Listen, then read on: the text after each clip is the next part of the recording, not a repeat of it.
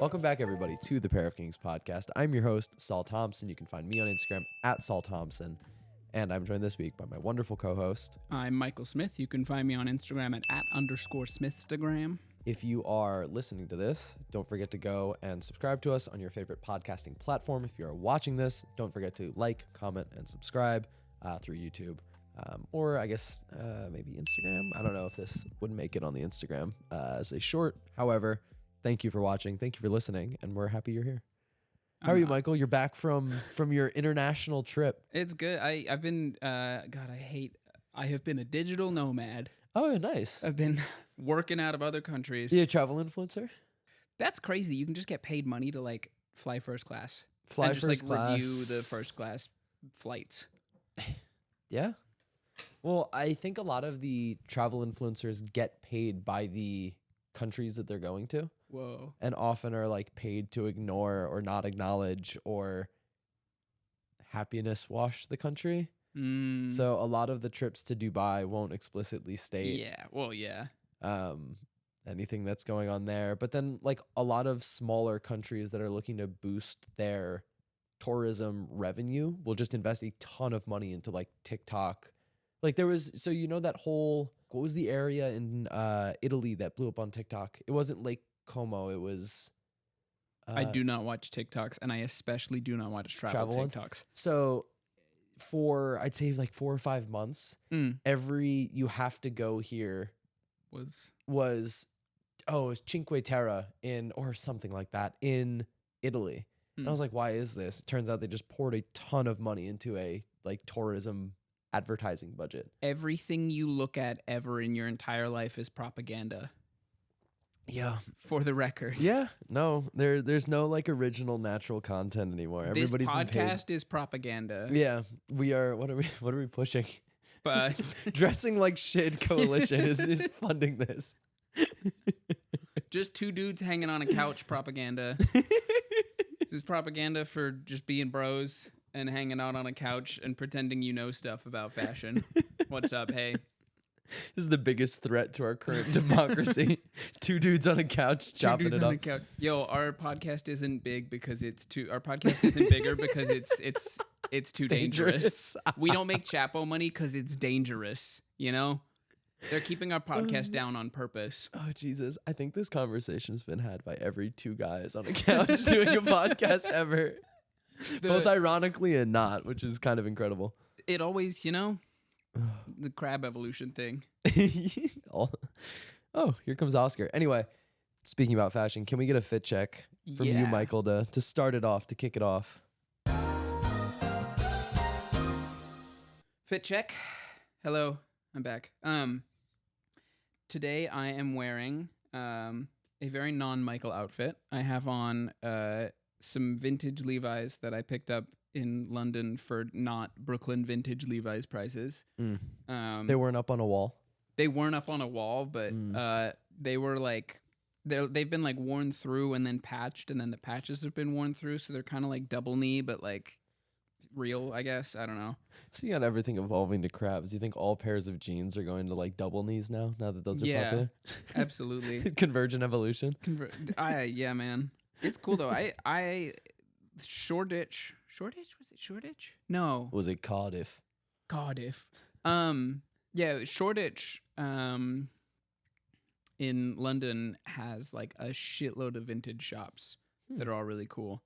So I got these, and I got I'm wearing these. I'm wearing a plain white t-shirt, just a normal ass t-shirt, but it says Rick Owens on the tag. And then I am wearing an American Apparel hoodie. It's like one of these like garment dyed. I forget what it's called. It's like, but yeah, it's fun. Nice. I got it for free. It's influencer content. Oh, really? Yeah. They just said, "Hey, we'd love to send you a hoodie." Not quite. It's like some weird like marketplace thing where like different companies work with this other company, and they like send you stuff, and you post it, and people can buy it through you. Is it like an MLM for fashion stuff? No, it's not an MLM. I'm not recruiting you to it. Do you want to be your own fashion influencer? Sick and tired of seeing other people on TikTok get free stuff? Yo, I get reached out to by like some of the worst brands I've ever seen. Oh yeah, I mean, we should start accepting all of them, right? I think that'd be a funny bit. Just letting fucking anyone send anything to us. If another Chinese athleisure company reaches out to me, which I'm sure in the span of this podcast being recorded, I'll have 3 more in the inbox. I'm just gonna start accepting them. All of the like, we create a brand that allows you your own self-expression through artistic integrity with like another one of those emails, and I click on it and it's just like a screen printed shirt that says dope for all or some shit. And it's like in like sort of like scratchy, like Hustlers University. Just any of that. I think there's probably some I can accept without being obligated to like write a positive review for them. I should do it. I feel like it'd be fun to get a bunch of those shirts and then like patchwork them together into something like horrendous. You know, so there was that person on Instagram, or I don't know if they're on TikTok. I assume they are, but they would just take old thrift store, like, you know, spring break 2006, and just cut it up and make it say ridiculous shit like I eat poop. I have not seen this. I'll see if I can re-find them, because they were popular a while ago, but I haven't seen them crop up. If anybody would know what that is, please shoot us a message, because I'd love to find that again. You're covered in cats this podcast. Yeah, big cat podcast. You're not clawing me, Oscar. Thank you, though. We haven't cut Oscar's claws in 3 weeks Oh, because we stellar. have been away, so they are evil at the current moment. Yeah, so again, I have a joke that Oscar, Michael's cat, is his abusive boyfriend. And every time I come over, Michael and Fiona are covered in scratches. Like, We're not covered in scratches. I have no scratches on me right now. Because you've been away for 3 weeks. Actually, no, I do have one. He bled me a little bit. He bled me. Yeah, they're just like constantly cut up, and they're like, yeah, but he's so sweet. Like, He's look at so his nice. face. Look at him. He's so cute. He's a I fucking love menace. him. He's I was so explaining to nice. Michael what the Lil Durk 1,000-yard stare is. Oscar has that look perpetually. He's a cool cat, though. Give me a fit check, Saul. I've switched out my pair of selvage denim. I'm wearing a pair of the Strike Gold, I believe. I was gonna get a pair of sugar canes. Oh, you went with Strike Gold in the end. Yeah, because the sugar canes were a little bit weird in the front rise. Mm. And these are a little bit better in terms of, like, I have a very small front rise, but if I want to wear like them up around my, God, I always get them flipped, true waist, it's much longer. Mm-hmm. So it's hard for me to find a good middle ground, because a lot of vintage Levi's will have a large front rise and it'll give you like that saggy butt. Yeah, these have an incredibly saggy butt. Yeah. Or you have to wear them around your true waist, and a lot of them aren't quite long enough for it. Mm-hmm. It's a weird middle ground that I think a lot of vintage Levi's, I don't know how people were built. Like, they just had like no hips. What the fuck? I guess maybe. So I'm wearing these. I don't know the model number. I should probably look. It's on my computer.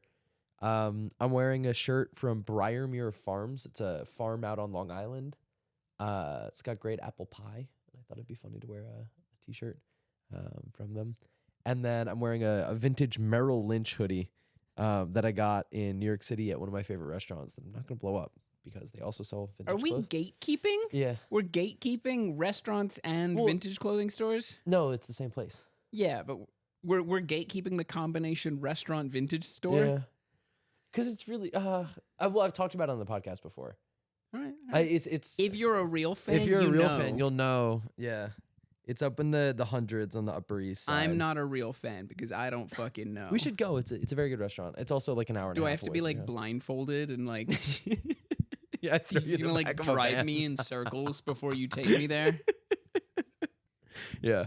No, Right. something like that. Okay. And then I'm wearing my Boston Red Sox hat. I just got my hair cut. Short hair guy. Short hair guy. I'm gonna buzz it soon. Probably for Halloween. Wait, really? Yeah. So I'm trying to decide what I should go for as Halloween, or go for to Halloween. I don't know what the phrasing is.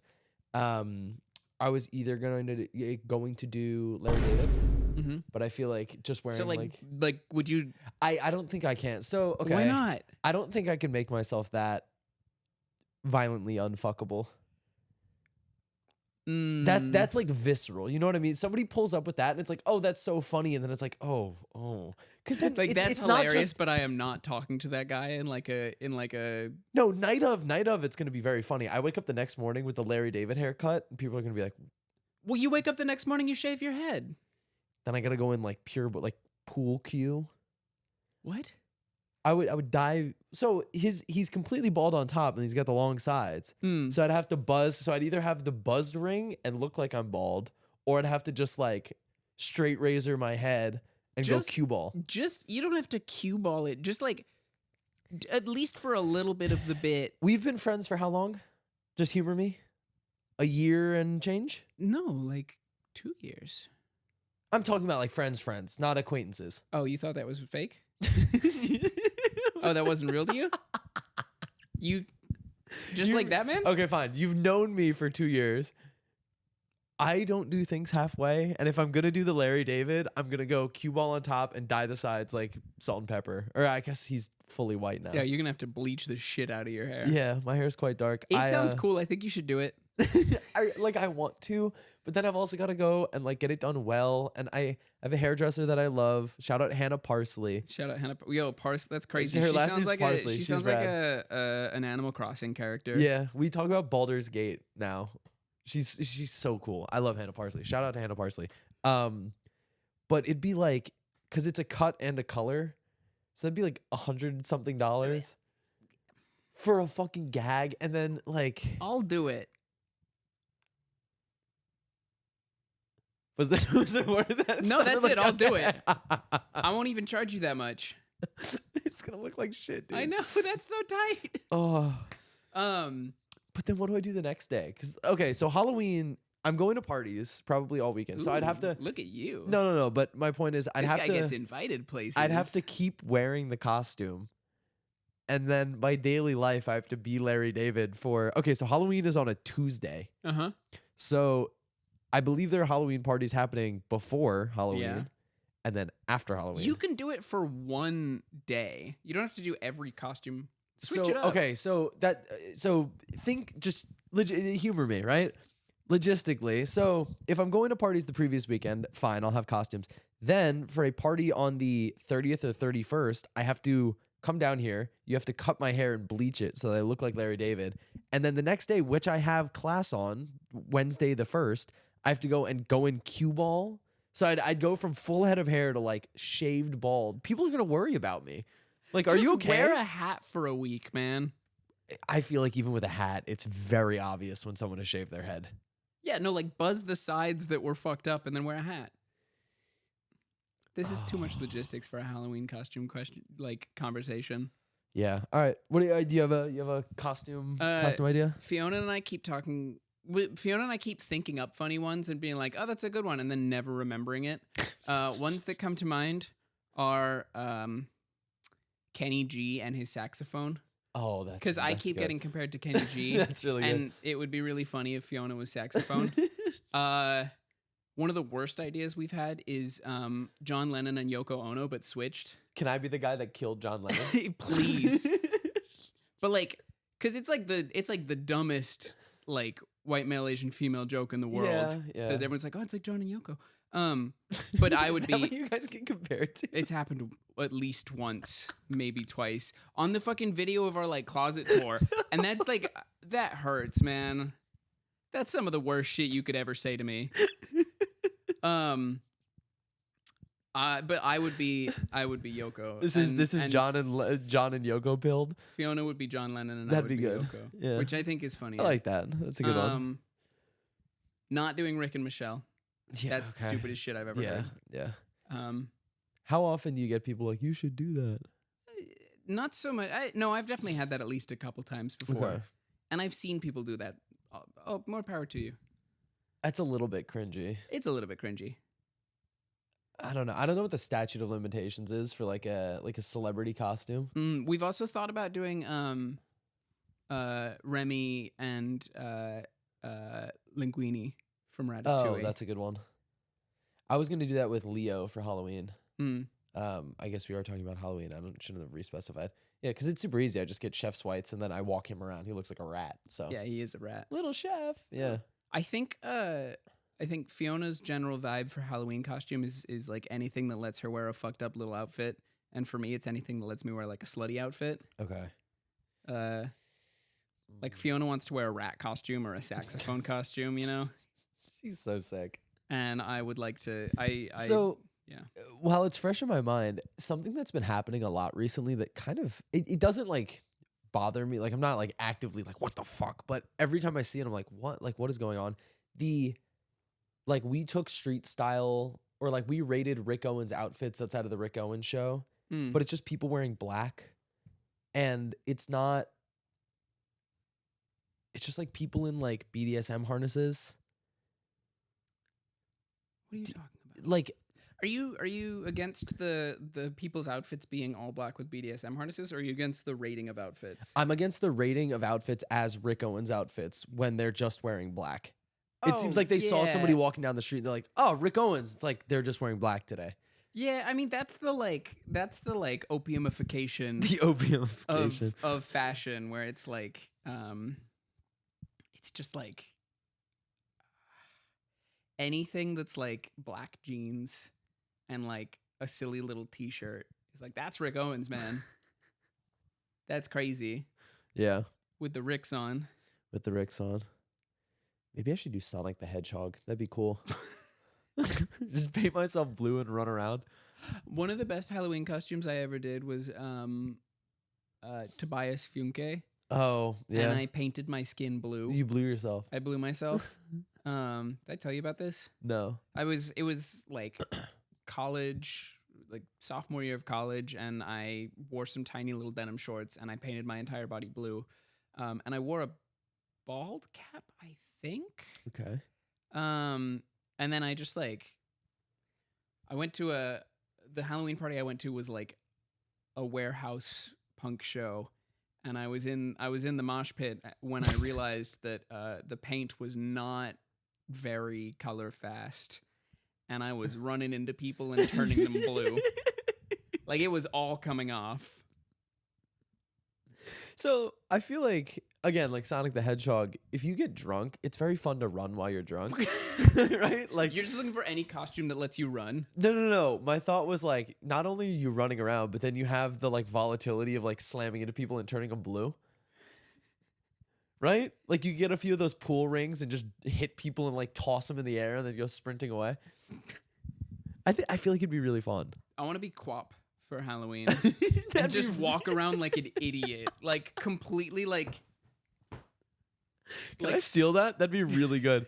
Just as you get progressively more drunk, the costume is more believable. Just gets more and more like completely unable to walk around. It's funny though, because when you're like acting normal in the Quap outfit, you just look like a like an Olympic runner. Yeah. No, but then people are like, okay, Olympic runner. Like it's not like the value is lost of the costume. Olympic runner is Slightly. People are gonna ask what Olympic runner you are. I don't know any. All I know is Quap. So I came prepared this week with a couple of things I wanted to talk about that we didn't touch on, 2 weeks ago. And I had a very nice conversation with somebody about this. I've actually talked to a lot of people about this, but how disappointing a lot of the new designer runway shows are. Like Helmut Lang fucking sucked, if we're being real. Yeah. Right? It was, and that's like the prevailing like thing. Everyone's saying it sucked, which I agree, but I don't know. Do many designers have like a good first runway as head designer of a new brand? It's a good point. I feel like, give me a second to think about that or rebuttal to that. But my thought is like, why then are Helmut Lang or whoever's bringing in new designers hyping it up so much if they know that new designers don't usually knock it out of the park? I mean, you have to hype it up. You can't just like quietly be like, oh yeah, Peter Doe, who's like the hottest like thing in that like area of fashion right now is. I don't understand how he fucked it. I don't mean to say he like fucked it up so badly, but you're working with Helmut Lang, which is known for, they were like the elevated basic people, and that's sort of what he does. And then he puts out like these weird tuxedo shirts or tuxedo pants. and like weird button downs, and it all looks really cheap and like a. He's pulling that brand up from a bit of a nosedive.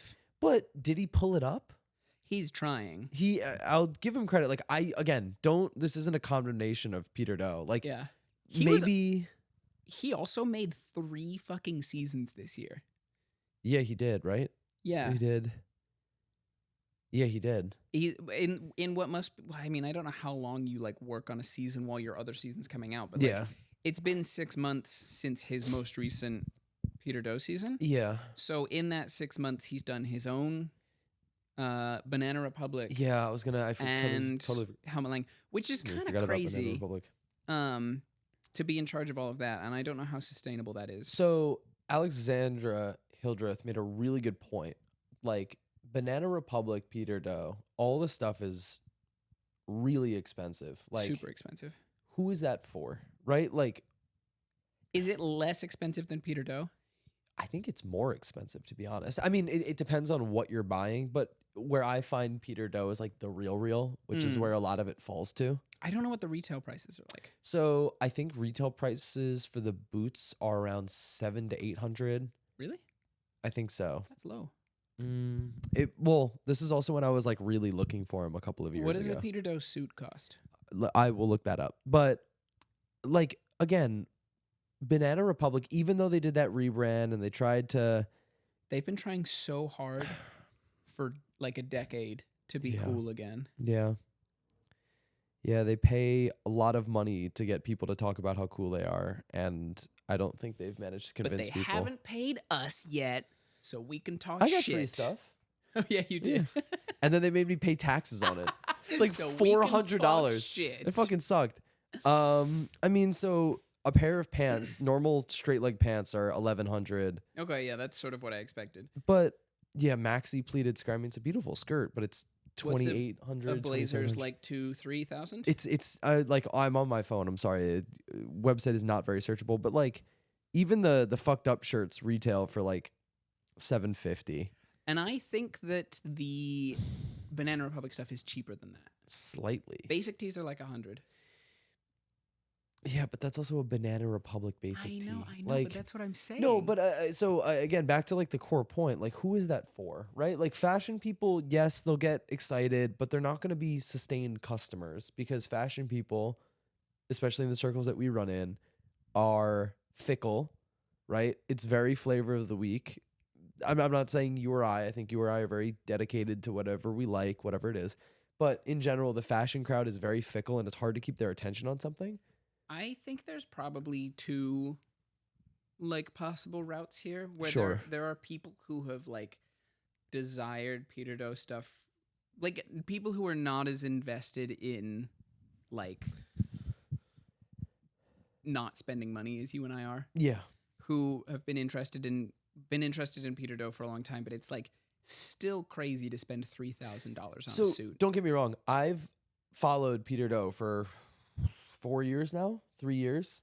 I've never bought anything from the brand because it's so expensive. This isn't about you. No. But I'm using like, again, like I'm somebody who will spend money on something that he really likes or thinks is worth it or is price accessible or whatever it is.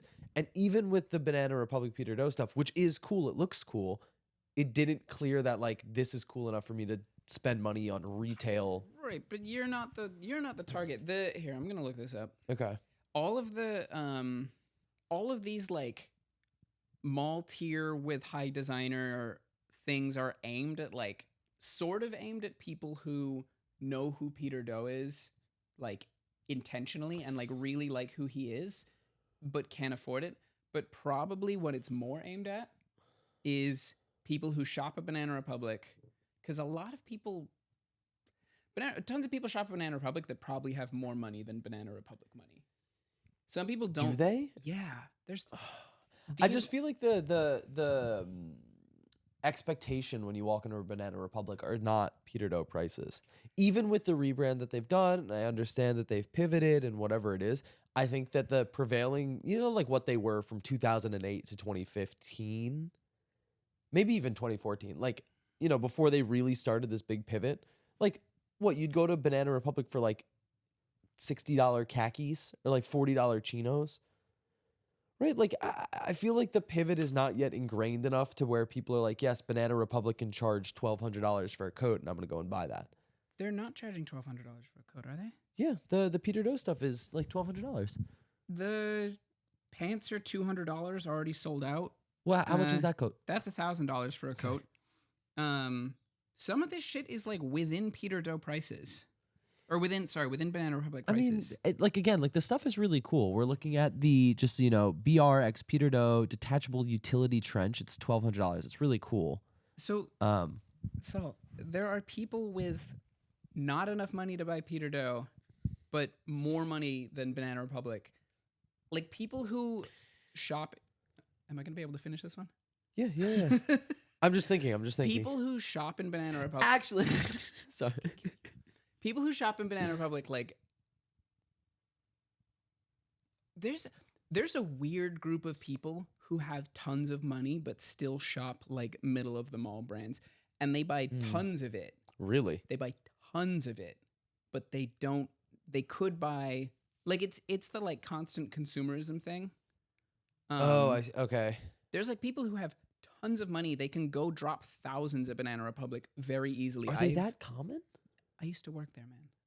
I keep forgetting this. Yeah, you did. There are people who like think that Banana Republic is like, because they're not that into fashion. They think Banana Republic is some sort of like higher. It's branded as like a higher end thing, even if it's not. Sure. Even if it's like every price is actually permanently 40% less than what you think it is. Yeah. And those people probably have heard the name Peter Do and are like, oh, that's cool. Has That's Peter a Do big gotten thing. that big? I am also like struggling a enough. little bit with understanding Peter Do as somebody who's not just, oh, he's the next Phoebe Philo for this one like cult group of Phoebe Philo It's fans. like people who get Vogue emails. Okay, that's fair. They know who Peter Do is. Like they've heard that name. Okay. God, God, I'm so out of touch with like normal fashion consumers. I need to go talk to people. Yeah, that's Let's go the outside. thing. I think that I do like this stuff is cool, and I It think is cool, it I will agree. sell. Yeah. A bunch of it's already sold out. I do you think the run was big? Like the At first, maybe not, but like people are buying it for sure. Yeah. Like here's a let's see, what is a Peter Do blazer? I'm gonna guess 2,600. $3,000. I was close. Price was right. So a Peter Do blazer is $3,000. A Banana Republic Peter Do blazer is $700. In that gap, there are a lot of people. I thought we were talking about Banana Republic. What? You said in that gap? It's like the dumbest fucking joke you could have made. In the below $700. Yeah. But like in the willing to spend over $700 but not willing to spend $3,000, there's probably a ton of people who know who Peter Do is. Yeah. Okay. You've convinced me. I'm just still skeptical. I mean, it's not going to sell to a normal Banana Republic customer. I can already hear my old boss giving me like the rundown on how we're selling this to a standard Banana Republic customer. Okay. And I can already see it not How? working. Yeah. How? What would the rundown be? So I'm you at Banana Republic. Oh, yeah. no. Can I have your glasses? You're your boss. All right. Hold on. All right. So today we're No, hold on. Let me put on my glasses. Hey, boss. Sorry, I'm 30 minutes late. My fixed speed bicycle broke. Anyway, so yeah, we just got something in. What's new? I'm not fucking doing this. So we're really excited about the Peter Do collection that just launched. It's going to be a tough sell because a lot of our customers fucking hate this. Why do I feel like I'm in therapy? Working through my Banana Republic trauma. No, it's just this idea that they're always convinced, like, I know that some of our customers will be interested in this if you tell them about Peter Do and tell them that it's like, I'm not being my boss anymore. You can stop looking at me like that. Okay. You can stop making Michael face at me. Michael. You pull up to the function. They're all doing Michael face. My homie just said something so soul-phobic to me that I just had to give him that Michael stare. So yeah, like we've gotten way off topic here, but no, I think it's still an interesting topic. Here's the thing: I think Peter Do this year was great. His actual runway, Yeah, was great. Banana Republic Peter Doe, second place. Cool. Third place, Helmet. No, third place would be like nothing. Fourth place is Helmet. Helmet was really bad. I've never seen so much stuff on the runway look cheap. And not even, like, I've seen stuff on the runway look unfinished, and I've seen stuff look untailored. I've never seen so much stuff look cheap. Like, they walked down, and I was like, what the fuck is that? There's, like, I don't have a huge recollection of, like, a lot of, well, no. There's been, like, 3 recent large head designer transitions. Raf Simons, Peter Doe. Oh, I didn't even think about Raf Simons. His first, I mean, because he also had Miuccia Prada. Like, it wasn't just him. Yeah. You know what I mean? Wait. They're, like, co-head designers. Yeah. But, like, Raf Simons stepped down. He stepped down from his own brand. Yeah. Did anyone, like, is it done, or did someone fill They in? finished, I believe, last year. Okay. And it's done. So, no as more. far as, like, new people taking up the helm, Sure. there's been whoever that guy is at Gucci, Oh. who looks exactly like Alessandro. Yeah, I don't know this. Yeah. Louis Vuitton, Pharrell. So And- is he the head designer or the creative director? I always get it confused. Oh, do they? Yeah, what's the distinction there? So I know Virgil was both. I think he might be both, Okay. because he was, like, very directly involved in the, like, design aspects of it. But I can tell. the, like, Gucci was one of the worst things I've ever seen. That fucking sucked. Yeah. That was ass. Yeah. But my point is, at least the stuff looked, I wouldn't even say expensive, because nobody that shit like, looked like 2005 H&M. maybe I'm forgetting the first one and I'm thinking of the second one. Yeah, the second one was better, but still kind of shit. Okay. The first post-Alessandro Gucci season is, like, they might have been scrambling. Was that the 'cause one he after the left. twins? They did that runway show with No, all twins? Was that the last? No, I think there was another show. Right. So, spring 2023 Gucci was the twin season, which is one of my favorites. That was Not just really for cool. the, like, concept, but, like, the I like actual people. the where they all carried their heads. I feel like it's a Oh, basic yeah. pick, but that was really cool. Yeah. Fall 2023, the first, like, post Alessandro season is so boring. Yeah, so it was the one directly after. It was the one so they went directly from after that. They went from an MVP season to riding the bench.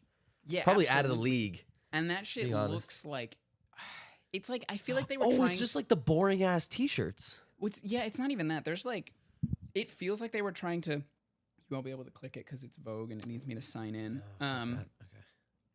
It's like they were trying to recapture this, like, 2005, like, Gucci luxury aesthetic, but it's so, like, recycled at this point. It looked like H&M to me. It's really rare for us to have, like, actual concrete specific fashion opinions, and I find that interesting that we're doing this right now. You and I? Yeah, it's Oh. very rare for us to, like, actually, we're a fashion podcast, but I don't know if we always have, like, these, like, if you're hearing this and you think we're wrong, message us on Pair of Kings Instagram, and we will let you join the Discord to fight us. Or, I mean, even if you don't think we're wrong, just message us something about the Gucci collections as of late And we will, for an invite to the Pair of Kings Discord. so I want to see if I can pull up pictures of this. This is the this is the boring part of the Yeah. So again, like Gucci has been really, I don't want to say waffling, but they've just been trying to like. they're trying to get back to something. I mean, that they had it's the same thing that Louis Vuitton is doing, where they're like, or like, what studios did with like Pop Smoke, where they like flip them upside down and like dangle their corpse for any good ideas that might fall out. Like, that's dark, and I acknowledge that, but. Again, like a great designer leaves for his stuff just wasn't selling, right? They weren't making like their 9% quarterly own. Like, Yeah, I don't even know what it is. it was I a feel like financial decision, and I yeah. think it's so stupid because it was like it wasn't even. It was like not like they were like your stuff's not selling. Leave. They were like you have to do this, yeah, and he was like no. Like he doesn't want someone else. He essentially left because they were like trying to take too much control. Is Well, my understanding. I understand if they're like, listen, your runways are really cool. The more out there stuff is there, but what makes us money are these fucking Gucci buckle t-shirts that we sell for $8.95 on our website. Can you just update that? And if he said no, I don't think it was that. no, but what I'm saying is like, if it's just about turning a profit, there's so many avenues that Gucci can make to just make a ton of money. And somehow, not only have they alienated a very good designer, but they've made their brand fucking suck shit. When was the last time you thought about Gucci as like, oh, that's interesting? When Alessandro was there. Thank you. But, right? which, I mean, granted, probably we are not the customer base, but I don't know. Something about like, Kering is making kind of a lot of dog shit decisions that are entirely like profit motivated lately. Yeah. I was thinking, so like one of the best like new designer taking up the helm seasons I can think of is Matthew Blazy Bottega Fall Winter 2022. What was in that? So I know what you're talking about, but what items in particular? One of my favorite things, and it's something that's carried through every Bottega season since, is the entirely leather outfit that doesn't look like leather. Yeah, those are incredible. The not leather jeans. Yeah, the leather jeans that are not jeans. Those are so fucking cool. And And then the then- Minecraft shirts. Like, it's campy, and I know people don't like it because it's like, oh, Minecraft shirt. That's cool. To put Yeah. that on a runway, like, good for you. I applied for a job at Bottega, and I'm Really? hoping that I get it. Yeah, Doing they have what? it's in Milan this summer. It's a Oh, fancy boy. sustainability and production supply chain internship. Nice. I hope I get it. If I get that, all the homies getting not jeans. All the homies getting leather pants. Yeah, there was, because he sort of made an iteration of that outfit Yeah. and I really like when you see like, Consistency. it's not like recycling, but when you see like the same outfit from previous runway, but like now sort of updated. Yeah. And it was like fall 2022, he did this like, it's like leather jeans and a white leather tank top. And then the next season was really similar jeans and then like a white button-up shirt. And then the most recent season, someone was carrying a bag that had that outfit in it. That's so sick. It's cool. Yeah, it's cool that, I mean, again, I think that it's easy to lose the fact that runway shows are shows, and they're at a certain level, like theater and a performance, and there's a story being told, right? Yeah. And I think, again, like a lot of fashion guys especially are too focused on the clothes or too focused on like what's going on season by season, especially because fashion is so like frantic right now. It's hard to, like, I didn't clock that genuinely. I was like, oh, like, now that you explained it, it's cool that there's a through line. It's cool that there's some sort of story being told. It's cool that he's calling back to his own stuff. That's great. And I don't know. I don't think I know enough about runways to really dig into it and really be able to have an opinion or voice. This is a any- far cry from our conversation about Av. Well, okay, no, but that's on one single show. Mm. I can have opinion on one single show. I can't have an opinion on like a 4-season run because I just don't have the memory All right, for that. so let Av do 2 more seasons and then we'll Yeah, talk about we'll it. talk. Listen, I'm a fan of Av. I just didn't like that show. Yeah, fair enough. I think there's like a really fine line with like self-reference and repetition. Yeah. This might be sort of the crux of the Helmut Lang debate, but there's a really fine line between like referencing yourself and expanding on your previous work Yeah. and just making boring shit. Well, there's like another, yeah. Like the Yeah. sort of the thing that's been haunting Rick for the last few seasons is that he's sort of not making anything new. He broke out of that this most recent season, right? A lot of people really like it. I think he broke out of that, I would say. So the problem is he's broken out of it a couple times. Okay. Like he'll do, since Larry, pretty much every season has been this like kiss heels, joggers, deep V shirts. Like that's it. Yeah. He broke out of that for Strobe, the one where everyone had the lights on the head. Yeah. What about, is it Fogga shit? Fogashine was pretty good, but it's like mostly that was just like flowier. That was like beachwear version of like the previous season. Like it's better, but it's still like he always falls back on the same stuff. And like I can't even. Is keep that track of the because he names knows anymore. that people like it, or because it sells, or like what? I mean, probably it's partially that it sells and like it's doing really well. It's good stuff. It's just like, and I get that it's a business and you sort of have to stick with what sells, but like some of it gets really boring. I think Luxor or Edfu, I get the two confused. One of them was like, How could you? I think it's Edfu. Edfu Okay. is like really, like, I could look at 2 seasons, pick one material from one and one like silhouette from the other, and that's what he did. Oh, he just did like He took a material from Tequatl and mixed it with like a different. Actually, no, even it was like all from Tech. It was like he just like mixed and matched materials and silhouettes from an old season. But he does that really well sometimes. Like he does self-reference really well sometimes. I feel like part of the problem with Helmut Lang was that it was too much of a like looking into the archives, pulling out stuff that he thought was important and like trying to like rehash it. But he did no jeans. Like I hate to say it, like in what seems like a desperation move, they're re-releasing that cowboy shirt. You know, that like classic one that Helmut Lang. They're just re-releasing it. There's not like an update. There's no like Peter Doe freaked it type shit. It's just the same shirt re-released. I'm going to give him the benefit of the doubt because this is his first season at the brand. Sure. And I think there's a chance that it's just like he's playing it a little too safe. Okay. I messaged Jose about not liking that season, and he had strong words for me about it. That he did like it. It's hard to say that he did like it, but he had like strong words in defense of. I'm getting food with him this week. I'll yell at him about this as well. All right, tight. But yeah, it's like I don't know. I'm willing to like accept that one, he didn't have like complete creative control. It's not his brand. Yeah. It's like him as like a like creative director, head designer. I think he's the head designer. I don't see. So it's interesting at a lot of these brands, a lot of popular designers or rappers or celebrities are brought on to these brands and they fill one of two roles, which is head designer or creative director. But the designation of how much control they have is not clear at all. Like a CEO gets hired and that's the chief executive officer. There's a CSO, chief sustainability officer. There's CRO, right? They're very delineated and clear roles.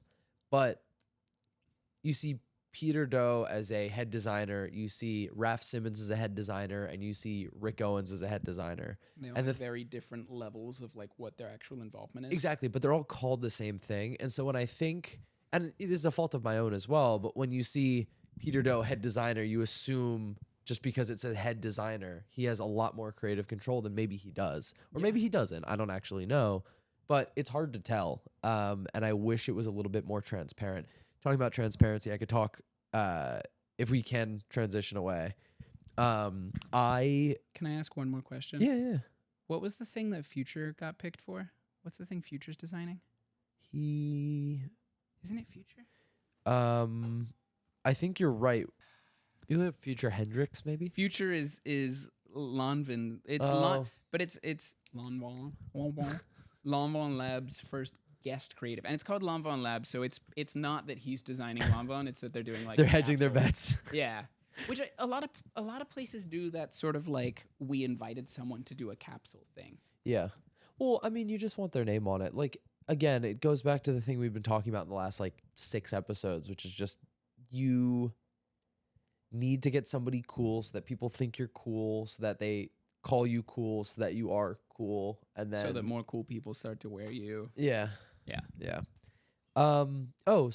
About transparency. So I wrote for a class at Columbia, where I'm going to school, a report, and I thought it'd be much easier than it was, about LVMH, which is, I assume, the biggest fashion conglomerate. They're bigger than Keurig, right? I think so, yeah. So as a result, they operate in the EU. They operate in New York City. There are laws and standards in both of those countries that require large companies, especially ones within fashion, to report certain things publicly, which are emissions, which are sustainability initiatives, if they have publicly announced that they have them, right? So if you say we have an initiative, you need to disclose what it is. You can't just say we have an initiative. Right. And certain things around DEI and employee hiring, things like that. Just, good, positive stuff. DEI being diversity, equity and inclusion. Okay. So we got assigned this report. It was go through and judge a company's greenhouse gas inventory as it has been made publicly available. for better or for worse, right? If it's shit, say that it's shit. If it's great, say that it's great. I'm like, great. I'll pick LVMH. They're a huge company. They must have very granular data. I looked it up very quickly. You look up LVMH sustainability report. There's one from 2022. It's 160 pages. I'm like, great. So download it, start reading through it. And I read every single page of those 160. I'm not kidding. And they commit a lot of time to a land rehabilitation and wildlife preservation that they've gone into. They give a lot of lip service about certain initiatives that they're undertaking, but they don't really disclose what they are. They have sort of unclear goals that aren't great. They're like, hey, you know, we reduced energy efficiency. I think it was in our buildings exclusively by 8%, which is just like you replaced light bulbs and maybe improved insulation and or heating. You know, I worked in buildings when I was working in Boston. It's very easy to increase. So just about everyone works in buildings. No. Good one. But so going through the report, things were weird, but that wasn't what I was there for, right? Like I was there to assess their greenhouse gas inventory. And so I read through the entire report and I'm like, surely something was wrong. Because in 160 pages, 4 pages of the entire thing give data about greenhouse gas emissions, which is crazy. And it is threadbare. I'm talking like it's not clear what they're reporting on, what they're capturing and what they're not. Do you know what scope 1, 2, and 3 are? No. Scope 1 are direct emissions from, it's usually vehicles that the company owns. Scope 2 are purchased either electricity, purchased utility power, and the emissions related to that. And then scope 3 is like anything else, right? So how you manufacture your clothes, shipping those clothes from China or wherever LVMH produces the majority. Scope 3 seems like it would be a really big category for them. Exactly. So it's hard to calculate, but there are companies and guidelines that say, okay, obviously it's really tough to get every single, especially if you're a clothing company, every single one of your scope 3 emissions captured. And usually a company like LVMH, you look for like 95% of their emissions are in scope 3, which is a lot. But there are companies that are like, all right, here's what you have to report. There's like 16 categories, which are usually the standard. One of those is even like the emissions associated with your investments. I'm looking through, and LVMH makes barely a reference to scope 3. They don't define what it is. They don't define what they're capturing and what they're not. And the number is like kind of weird. Do you think, because they're a holding company? Yes. So there are laws around that. So depending on how much, so there's something called equity share. And if you own, you can either do it 2 ways. If you own a majority, so 51% of a company, you are required to say, that's part of your emissions. Yeah, that's the entire company essentially, because you are the majority shareholder. You have autonomy over how they make their decisions. You could say, hey, because we're a majority shareholder, or you say, hey, we own 51%. We're responsible for 51% of their emissions. Great. So I'm looking through there, and there's not even mention of stuff like that, right? Like, hey, we're primary shareholders in X, Y, or Z. We own Hermes. We own Bottega, or I'm sorry, not Bottega, Louis Vuitton, right? Like, it's just not clear. And I'm like, all right, what the fuck? Like, something here is wrong. I read through the entire page, or 160 pages again. They make a small reference to a internal shareholder document that's supposedly publicly available. And they talk about their CDP, which is Climate Disclosure Program Protocol, that's supposed to be publicly available. It's not. They lie about their overall grading through the CDP. I'm like, that's fucking weird. So I dig in deeper. There's a page called indicator indexes on their website, and they have one table with greenhouse gas emissions. I'm like, all right, it's something a little bit more. And there's a button directly above that says export data. And I'm like, that's weird. Like, maybe it's a bigger spreadsheet. I click that, and that's the internal shareholder document. Like, that's fucking weird. Like, they hid it on their site. Fine. I found it. That's 98 pages, and I read through that. And I'm like, it's better, but it's still fucking dog shit. Yeah. And so, again, I've been talking now for like 7 minutes about this fucking project. The crux of what I'm getting to is LVMH is a company with, one, tremendous money, right? I mean, it's inconceivable. 2, a huge amount of influence in the fashion sphere. I think a lot of luxury companies especially look to them as like the gold standard of how you should be operating your business because they're so profitable and because their brands are so revered. And 3rd, they sort of have to be on the cutting edge of this because they own so much. they incur a lot of risk by having a lot of sort of dominoes all fall at one time if it's not available. And so it's clear that they have the data because it's legally required, and they have somehow legally reported this. Like in 2022, the EU have to. It's like they're meeting like a bare minimum requirement, and they have hired someone who knows what the bare minimum requirement is. So again, the crazy thing is they talk about how they calculated all this. They're like, yeah, we worked through it with a third-party verifier. We worked through it with a consultant, and you dig into that, and it's like the third-party consultant we hired internally, and they said it was fine. And the consultant that we had for this was hired. And I was like, okay. And I went through, again, both documents. There's no information about the consultant. Like, it's incredibly shady, and it's super weird. And it's all coming out of LVMH, which is, again, like my big point. You'd expect the largest fashion company in the world to have, I mean, even within like an internal shareholder document, some sort of information about this. I think the thing is that, like, people don't really care. And, like, internal shareholders also don't care. Well, so that's another thing that I'm learning a lot about in my classes at Columbia. So environmental risk and emissions data are pretty closely tied. And environmental risk is, I mean, it's an operating risk, right? Like, it's something that will threaten your business.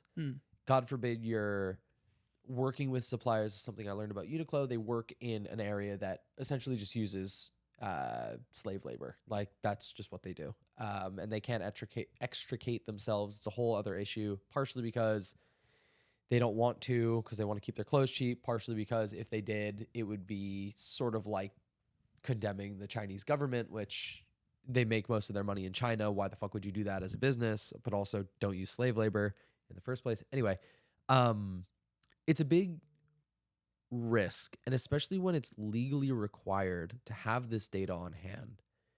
Even if it's not good, it's good to show that you have it because it shows that you're aware of what risks your brand faces. But they're intentionally covering it up, and I don't know why they're doing it, because it could be for lack of, they just want to be like, oh, in the future, Do you think shareholders actually care about stuff like that, or do you think they are just like, whatever's profitable is good for me? So I think both. I think whatever's profitable is good for me, yes. But at the same time, how can I continue to make that return on my investment, right? If I'm making, let's say I have, $100 million invested in LVMH, and my return on investment is something like 6%, which is, it's fine. But in 3 years, that's going to disappear. I have to be concerned about that, right? That's a sort of like environmental catastrophe awareness I don't picture any like billionaire investor having. But it's not. So again, I'm in a program that's sustainability management, and there's the ongoing theme is like sustainability is good for companies. Usually companies that are sustainably set up don't use slave labor, are in, regulation and governance compliance, do better on a long term. So like, why wouldn't you care about it? Right. And the thing that I'm rapidly learning is like worrying about sustainability is just addressing this is what it is. Right. So what comes to mind when you see a company like purposefully covering up data and not disclosing it and like playing dumb, even though they have it, is something's really like wrong. And they're really worried about, or they're trying to like get out ahead of it, or they're playing dumb for hopes that if they do come under fire, they can be like, oh, we didn't know. Like, oh, like, look at our sustainability report. Like, it's 160 pages. If we knew, we would have had it in there. But like, maybe this is me tinfoil hatting it. I think, what's going on at LVMH? Like, why are they purposefully covering up this much data? Because it's clear they have it, is the crazy thing. Like, they pick and choose what they put out. I mean, a large company like that is bad for the environment. Correct. Pretty much, it would be very difficult for them to sort of pull up out of that. And they know that. Yeah. And they want to keep that under wraps. Sure, but again, as a company like that, you're saying there are so many people who look to us and want our products. If not us, then who? Right? So you could say, hey, we're not doing that well. But there's also, so again, there's also regulations in the EU that are like, if you make a stated climate goal, which I think LVMH, and this is, again, I wrote this report like 2 weeks ago. Off the top of my head, they've stated they want to get to net zero emissions in scopes 1 and 2 by 2035. So they've made that pledge. Like they've, however many emissions that is, they've said that they're going to do it, but they provide no evidence that like to the to support or to the contrary. They provide no baseline. They're just like, it's an 8% reduction from a previous year compared to our baseline, but they don't give the baseline. And legally now in the EU, if you make that claim, you have to support it, but they're not. And I don't understand why. Those laws are probably similar to like New York housing laws where they exist, but you just like, you can't enforce them. There's like too many loopholes and it's too bureaucratic. And by the time you get around to like doing it, the EU's cracked down pretty hard though. They've been like pretty cavalier about like going after people that do shit like this. Interesting. I don't know. It's weird. Yeah. I just think I'm a little more cynical about like business people in that. Oh regard. yeah, like, absolutely. No, they're the slimiest people in the world. They don't care. No. As long as it's currently actively profitable. Yeah. Like as long as they are making money this year, they're probably like, they don't care. Yeah. Yeah.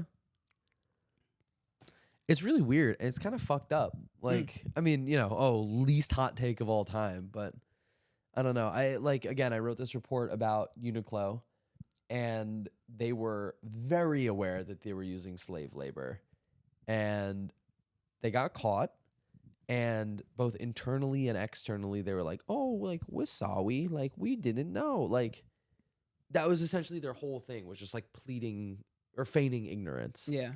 And then with one of the companies that currently uses slave labor, they've doubled down and they put out like reports that's like, actually, everybody at the company like brings their kids and it's so happy. It's like, are you fucking kidding? It's called influencer publicity. Oh yeah, it's tour. called Luthai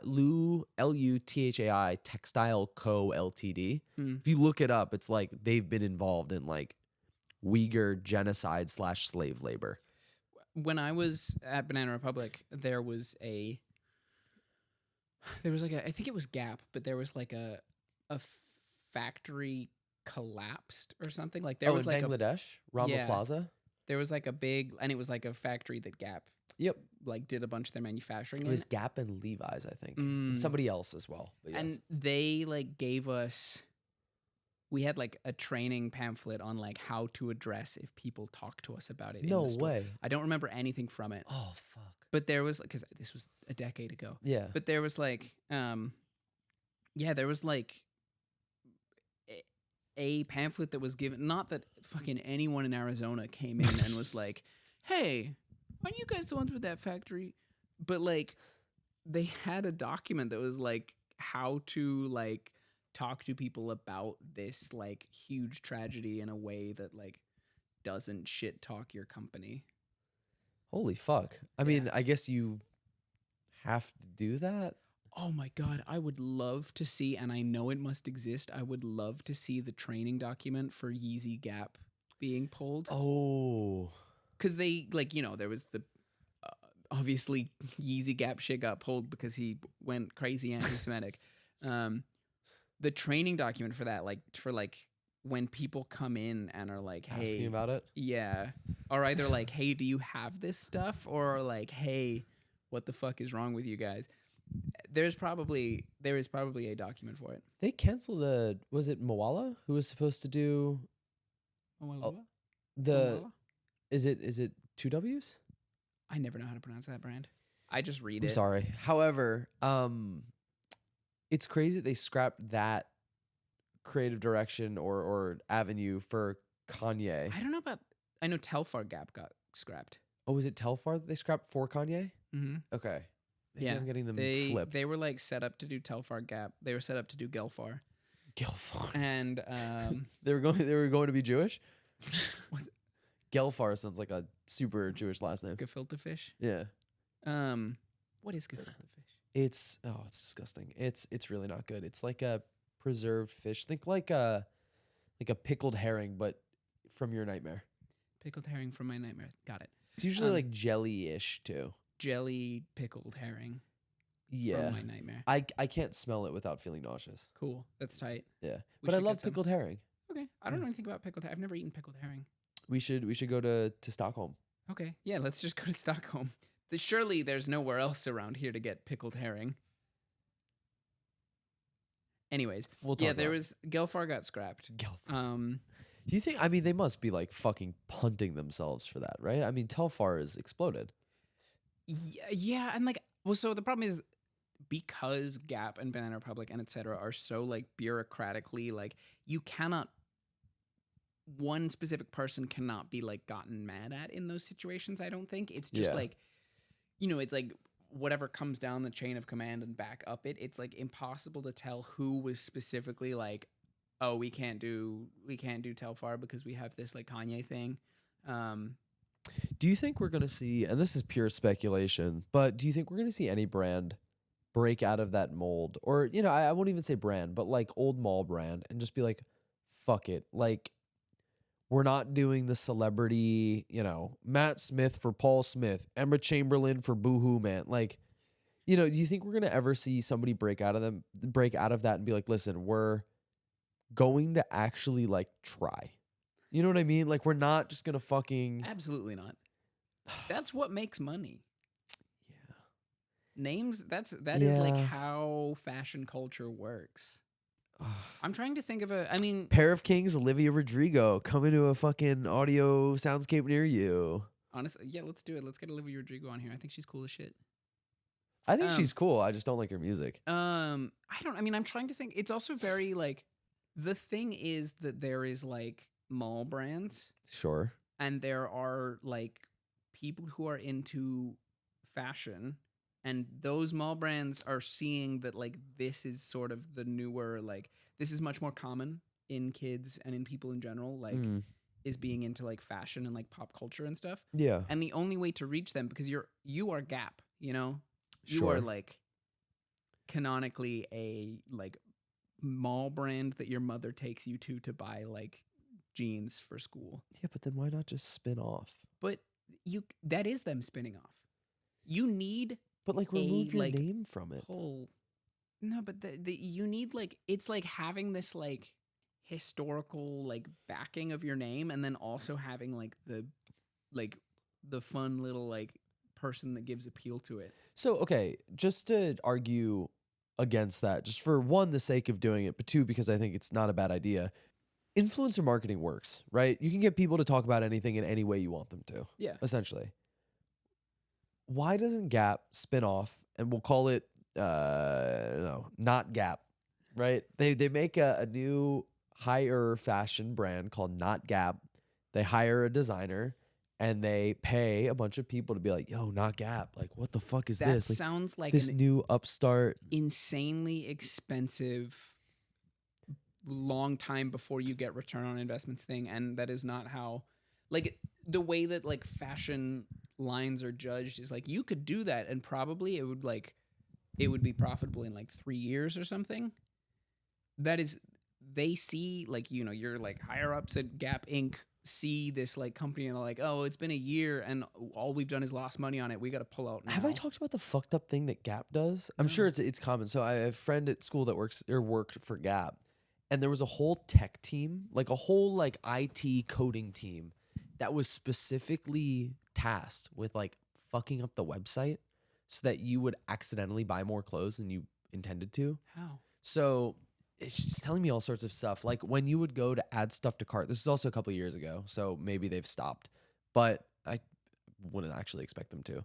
But you'd go to add something to cart and it goes really slow and somebody would click again and then immediately would add 2.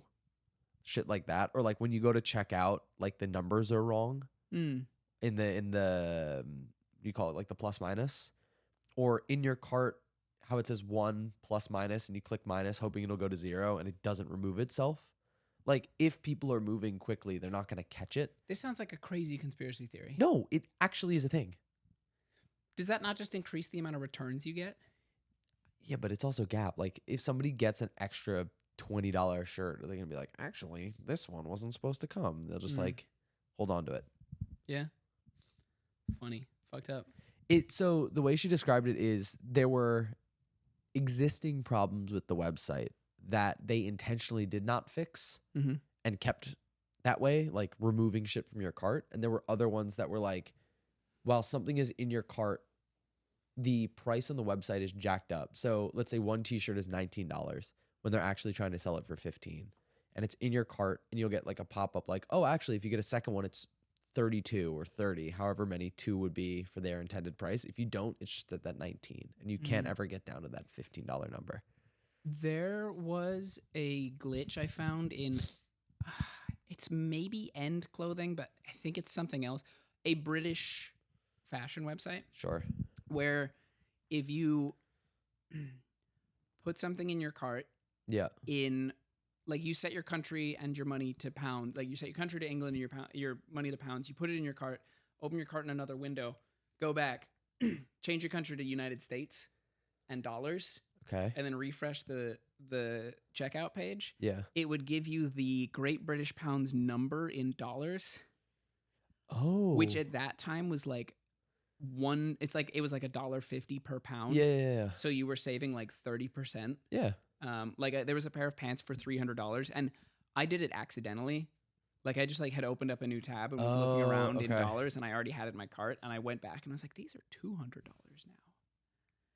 And it, like, you could just it worked. Oh yeah, and I checked out, and they charged me $200 US. What would be the best? I guess there aren't a lot of currencies that are worth more than the dollar right now. Could you have paid in like yen? Right. So I don't know if you would like. Wait, would that go the other way around? Yeah. No. You like. So you'd want a currency with a higher value of the dollar, Right. Yeah. So you'd want pay dollars, and then you pay in yen, and it's like $100 becomes like 100 yen. Yeah. Whatever. Yeah. That would be cool. But the thing is, I don't think it works anymore. And then the other thing, I think I talked about this on the first episode I was ever in, where Lin Palais, I put the wrong country code, the correct zip code, but the wrong country. Okay. And they didn't charge me import tax. Oh. Because they're like America is a country where they have to include the import tax. Yes. So like they don't. Oh, they charge it. They charge it. They add it into the price. Got it. But I selected some like weird small American Samoa. Vanuatu. Okay. Just like a Vanuatu, you mean? Vanuatu? I think so. Okay. I've watched a lot of Survivor. They did a season there. Okay, yeah. So I accidentally selected the Survivor Island, and they don't put the import fees in there. I think that it's just charged on arrival, or there are none. Okay. So Who the fuck is this guy in Vanuatu buying Balenciaga pants? It was my first ever. It was my Geo baskets. Oh, nice. My first ever Rick, and so they were like noticeably cheaper. Nice. And they shipped UPS ships by zip code. They didn't care what country name was written. Nice. Okay. That was also an accident. Huh. I don't know. So it's also very funny. So talking about weird discounts, every time we do Nocoptober, there's some like fucked up thing that happens with discounts that gets a bunch of people out of Nocoptober. Like me. So yeah. So the rules for Nocoptober is if you go and you have the intention of purchasing something and the order gets canceled, you've lost. Like you've committed to make that purchase. Yeah, like that is no longer your will stopping you from buying something. Exactly. Yeah. So I think 2 years ago it was the real. The $100 thing was in October. That might have been in December. No, it was before. So that was in August, but then something else happened where there was some like fucked up code. Yeah. And you could, and I like managed to not do it, but some people did and they got refunded. Something happened last year where there was a lot of like great stuff up for grabs. Oh, it was or no, it wasn't. No, it wasn't. I'll remember it. And then this year was the Balenciaga thing. Yeah. So this year, Balenciaga accidentally put the employee sale live to everybody. It was a menu item. It was if you open the Balenciaga really? It said employee sale? If you open the menu and it was like, men, women, seasons, about us, employee sale. And you could click on it and it was like everything was like 10% of cost. They had Is that their wholesale or is it under wholesale? Oh, that's under wholesale. Okay. They had my holy grail of coats. Which one? The full cashmere maxi coat. I'll show it to you. Maxi coat is the it is the thing that I have wanted the most. You have a friend at Balenciaga. Why don't you just ask him to? I mean, there's probably a limit on how much employees can buy, but They didn't make very many of the first one. okay. The most of them don't make it to sales very easily, and also like this one didn't go to outlet. It Oh. costs $6,000 retail. Even with an employee discount, Yeah. there's no fucking chance. So my two big Balenciaga, I really want this, was the 7-layer jacket, which No one's getting. no one's getting, and then the alpaca car coat. It's just a big like The fucking. Lost Tapes one. It was a unifit from 2 years ago. Yeah, I think that's Big it's sort like of drop grayish. shoulder, grayish. So that was in the sale too. It was $400, but yeah, everything got everything got refunded. canceled. So like, yeah, I bought some stuff. I couldn't get to the maxi coat, so I'm almost glad it got canceled because now I don't have to feel like I missed out on like yeah. paying $400 for my holy fucking grail Did you of say it was clothing. 6? 6,000 originally, yeah. But everything was 10%. I'm estimating, man. Give me a break. When you say something math phobic and they give you the Saul stare. Don't talk to me about math, man. Yeah, it was crazy, and I bought stuff. I wasn't doing Nocoptober because I know I'm not built like that. Okay, a lot of people are having a really hard time. Guys, it's no clothes for a month. Like it's not that hard. It's no clothes or Oh. fashion adjacent stuff. Isn't it also like nothing like I couldn't buy video games? Yeah. Okay, my Switch got stolen in London. So, Oh yeah. So I have to buy one of those potentially. But you could I'll lend you mine for however long you like. I haven't used my Switch in fucking 2 years. No, it's fine. I think I should get one anyways. But like it's not that hard. Come on now. Yeah, but I'm also like I'm a passive clothing shopper. I very rarely seek things out because I have so much clothing already. Yeah. But I have a long list of things I want. Sure, as and do I'm I. very Yeah. rarely ever actually trying to buy them. But what'll happen is that like I won't buy any clothes for months. And then out of nowhere it'll be like, "Oh, the thing you've been looking for 2 years is $50 on the Real." And I'm like, Yeah. how am I going to not buy that?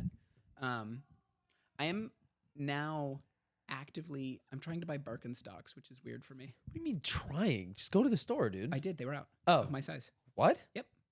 So for some reason, I think they're really like picking up right now.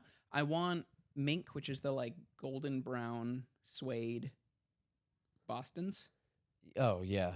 It's okay. The ones that always get turned into Chrome Hearts Bostons. Yeah. I really want a pair of those. I went to the store yesterday. No store in New York has my size. There's 2 possible sizes I could fit. I'm a 41, but they You should go like a half size down. Really? Is what I found. Yeah. Okay, So I wear an 8.5 in Birkenstocks and I wear 9.5 shoes. so I'm a 41 in most shoes. Actually, I don't know Boston. Sorry. I will amend Well, that. so my Birkenstocks, both of them are the like narrow fit Oh, because they Rick make only those? uses the narrow fit. Okay. Which also, in my opinion, doesn't look as good. The wide fit gives you, I don't know, it's way better. So it's interesting. I love the look of Birkenstocks when other people are wearing them around. When I look down at Birkenstocks, it's like, what the fuck do I have on my feet? That's funny. I It's get it. weird. They look like clubs. Yeah, Like no, that's cool. I'm a 41 in the narrow fit, and they were a little small on me at first. okay. Yeah. I your went and foot tried sort on of. I went and tried on a 41 in the non-narrow fit, and they were like huge. So I need to size down a whole. I think size. so. Yeah. I also have very slim feet. So with the cork footbed, and this is the way John explained it to me too. When you first get them, your toes will sort of like hit the edge and curl. Yeah. But then they'll just compress down, and Mhm. it'll be a beautiful little They- perfect fit. Don't make the ones I want in fully cork footbed. I have to get the soft footbed, which is like cork Oh. and then a slight layer of. But my current Birkenstocks are both. I just don't like the feeling of that. Have I told you about? So I own Rick Birkenstocks. I own 2 pairs of them. Congrats, man. Proud of you. Let's go. That's what I'm talking about. It's That's big what I'm news. talking It's about. a big win. Rick Birkenstocks. By the way, my Birkenstocks cost a lot more money. They cost $420. That's a weed joke. Really? Oh, okay. Sorry. No, they do cost $420. Really? Yeah. But, okay, the thing is that Birkenstocks don't go on sale because they don't have sale cycles. Yeah. Rick Birkenstocks go on sale and I paid $80 each. You can also find Birkenstocks on sale. Meh, whatever. So I I meant to say that helpfully. It wasn't like I'm sorry. All right. Fuck me, I guess. I paid $80 each for both pairs of my Birkenstocks. Nice. So like a 30% discount from actual Birkenstocks. I paid $54.99 for mine. Like look on like Zappos or something. It's the websites that fashion dudes don't look at because like I'm above shopping on Zappos. Yeah. But the Rick ones, because he needs them to look goth or like aesthetically like consistent. So like they don't use the cork footbed. Okay. They use this like latex and cork one. Oh, okay, yeah. With leather on top of it. It sucks. I've spent the last 3 years thinking that Birkenstocks aren't actually that comfortable, or thinking like, God damn, these take years to break in. Like, I wear those like my Rick Bostons around, and I'm like, these fucking hurt. I also don't know how Birkenstocks pivoted from being such like everybody. It used to be like the butt of every joke. Now they're Same cool. way Crocs did. Yeah, but Crocs was like a nostalgia thing. Birkenstocks were just like people who Crocs go hiking. is a nostalgia thing for you because you're a baby. Sure. It's weird. I feel remember like making fun of Crocs when they started making there are Crocs. probably people who listen to this podcast who weren't around for the first like run of Crocs, right? Who weren't like absolutely, yeah. like cognizant. Let's be, yeah, discerning easy. here. I remember Crocs being the butt of the joke when they came out. Yes. And then they've had a pivot partially because of like, I feel like normcore maybe is the right word here, but like the like acceptance of like ugly fashion as fashion. Sure. And like this like post-ironic camp shit. But also because of like tactical like collaborations. Like Balenciaga makes Crocs now, so Crocs are really cool. I'm trying to think about so they did Beams Plus, which were cool. Those are like the cargo Crocs. Yeah. What other ones have they done? Salehi Bembury. Oh, the fingerprint ones. Yeah. I like the stuff that he makes, but he just goes radio silent for like 2 years and then releases something else, and it's like, oh, cool, and then I forget he exists, and then 2 years later it's something else. That's His cool. weird password protected Crocs website sends me an email every couple of months. Interesting. Have you tried to like brute force it? What? Just like the password? They send me an email with the password. Oh! I thought it was like taunting you. No, they're just like, hey, here's the password to buy the fingerprint Crocs. They've done them in like every color now, right? Yeah, that's the point. And then some. Yeah. The Crocs cowboy boots. Oh yeah, you love those things. Beautiful. Yeah. I so desperately want a pair of those. I will wear them to every single grill party next summer. Yeah. I'm so excited. So this come out on what, the 23rd? 23rd. They're expensive. $120, right? Yeah. It's not that bad. It's expensive for Crocs. It's expensive for a gag. I'll say it like that. Yeah, it's true. It's more than you paid for your Rick Birkenstocks. That is. It's more than I paid for my fake dunks. Oh, your funks? My funks, yeah. How much you get those for? Like $30? No, it was like 90. $90 for some fake dunks? Yeah. Support your local community. I bought them off the side of the road. Yeah. Oh my God! There's a dude up near me that sells the like very fake Jordans with Hell yeah. Wait, like, is he in the middle of the median? He's up. Yeah, so he's up there, and Jordan never did that move on the shoes. You know what I mean? You've seen that. You've seen that Vine. Yeah. So he's like, he don't got a single song where he need to be doing that. Yeah, it's very clear that was not Michael Jordan's move, but they're like fake Jordan 12s. Tight. And they're kind of sick. I promised my friend I'd get a pair for him for his birthday. That's tight. Yeah. They're kind of expensive though. Is he trying to pass them off as real Jordans? Yeah.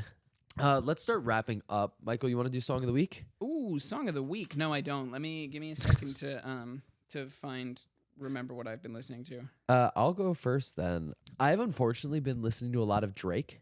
Tight. New album? No, absolutely not. New album's kind of mid. Yeah, I mean it's a Drake album. No, but his last few, I feel pretty good. I feel pretty good about. Jesus Christ. Did you like Scorpion? No. Okay. Did you like Certified Lover Boy? Yep. Did you really? Mm-hmm. Okay. I thought Certified Lover Boy was pretty good. I liked Her Loss, and I liked Honestly Nevermind. Her Loss is the the smile. 21. Yeah. All right, that's fine. He's He had a like 3-album run where I was like, oh, he's getting better again, but he's not. Nothing beats the like Take Care to What a Time to Be Alive run of albums, and that's just never gonna happen. So again, been listening unfortunately to a lot of Drake. He has got a great cover of it's called Things I Forgot to Do, but it's a cover of These Days by Nico from Drake. Oh, really? And I found this back in high school. This was my junior year of high school that I found it. And I was like, oh, what the fuck is this? Drake is covering Nico. Oh, great. It's a good song. And I'm surprised, but that's not on Spotify. So I'm going to go with Stars Align featuring Drake by Magic Jordan. Tight. Which is a good song. And I don't know why I've never heard it until now. Okay. Probably because Magic Jordan made it and not Drake. Yeah, but it's a good song. I'm doing Vin Scully by Earl Sweatshirt and the Alchemist. Is it SCULLY? It's SK. VINSKULLY. Interesting. So Earl, since Earl like became an adult and started making like not like edgy teenager music, the Joji arc. Yeah. Like granted, I really like Doris and I Don't Like Shit and like his 2 albums where he was like still kind of a kid. He's started moving into this like, I don't know what to call it. It's like much more like spoken word and like kind of like weird like tinkly little like beats that aren't really there. Yeah. And I don't know if I have the like artistry within me to enjoy stuff like that. Just put on a long sleeve white t-shirt underneath a short sleeve black t-shirt. You'll be there. Yeah, but this one, and I like this album. I do like them all, but I just don't think I have the like I don't think I'm like good enough at understanding music to like it. I think I'm a little too stupid. But this song, really good. I like this one. This is my favorite of the like this era of Earl Sweatshirt songs so far. Sick. So, there you go. Yeah, so with that, we will wrap up this episode of the Pair of Kings podcast. Please subscribe, comment, like the video on YouTube. Follow us on Instagram, Twitter, and TikTok at Pair of Kings Pod. As always, everybody, I'm your host, Saul Thompson. You can find me on Instagram at Saul Thompson. I'm joined this week by my co-host. I'm Michael Smith. You can find me on Instagram at @afantano. Actually, really quick, funny story. There's a guy at Yale who looks exactly like Anthony Fantano. There's guys who look like Anthony Fantano. You cannot leave your house without running into a guy who looks like he Anthony would walk Fantano. around and people would stop him. That's so funny. It was really funny. What's his name? His name was Jack. He was really nice. Anyway, thank you so much to everybody for listening and watching the Pair of Kings podcast. We will see you next week with another episode. It will be a guest episode, but until then, hope you have a great week. Have a great Thursday. And as always, wear what you like and like what you wear. Bye, everyone. Bye.